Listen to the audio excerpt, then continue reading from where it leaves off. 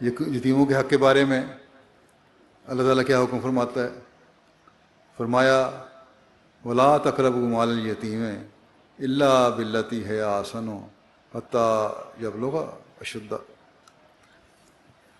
کہ اور سوائے ایسے طریقے جو بہت اچھا ہو، یتیم کے مال کے قریب نہ جاؤ یہاں تک کہ وہ اپنی بلوغت کی عمر کو پہنچ جائے۔ یعنی اگر کسی یتیم کی پرورش کرنی پڑے گی اور یتیم کا مال بھی ہو تو پرورش کے بہانے ناجائز طور پر اس کا مال نہ کھاؤ۔ اگر توفیق والا انسان ہے کوئی تو اپنی طرف سے خرچ کرتا رہے اس کی پرورش میں، تو یہ سب سے زیادہ بہتر ہے۔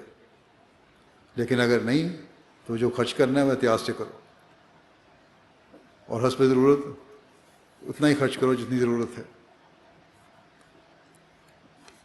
پھر اللہ تعالیٰ فرماتا ہے ولا تقربوا مال الیتیم الا باللتی ہی احسن حتی یبلغ اشدہ واوفوا بالعہد ان العہد کان مسئولا، اور یتیم کے مال کے قریب نہ جاؤ مگر ایسے طریق پر کہ وہ بہترین ہو یہاں تک کہ وہ اپنی بلوغت کی عمر کو پہنچ جائے، اور عہد کو پورا کرو، یقیناً عہد کے بارے میں پوچھا جائے گا۔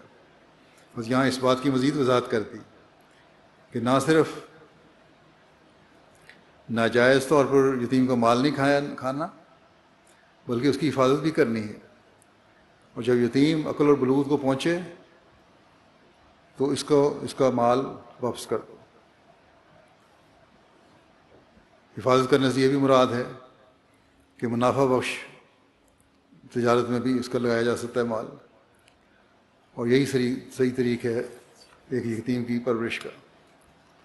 پھر فرمایا وَيُطْعِمُونَ الطَّعَامَ عَلَىٰ حُبِّهِ مِسْكِينًا وَيَتِيمًا وَأَسِيرًا، اور وہ کھانے کو اس کی چاہت کے ہوتے ہوئے مسکینوں اور یتیموں اور اسیروں کو کھلاتے ہیں۔ یہ ایک مومن کی شان ہے کہ ضرورت کے باوجود قربانی کر کے حق ادا کرتے ہیں۔ پھر فرمایا کلا بل لا تکرمون الیتیم، خبردار در حقیقت تم یتیم کی عزت نہیں کرتے، یعنی کہ یتیم کی عزت نہیں کرتے، اس کا حق ادا نہیں کرتے تو پھر اس کی سزا بھی ملے گی، اس لیے ہوشیار ہو۔ پھر فرمایا فَأَمَّا الْيَتِيمَ فَلَا تَقْهَرْ، بس جہاں تک یتیم کا تعلق ہے اس پر سختی نہ کرو۔ یہ کس طرح اللہ تعالیٰ نے یتیم کے حق ادا کرنے کی طرف توجہ دلائی ہے، جو معاشرے کا کمزور حصہ ہے، بلکہ کمزور ترین حصہ ہے، جب تک بلوغ کو نہیں پہنچ جاتا اس کی حفاظت کرو، اس کے تمام حقوق کی حفاظت کرو، اور یہی ایک مومن کے لیے لازمی شرط ہے۔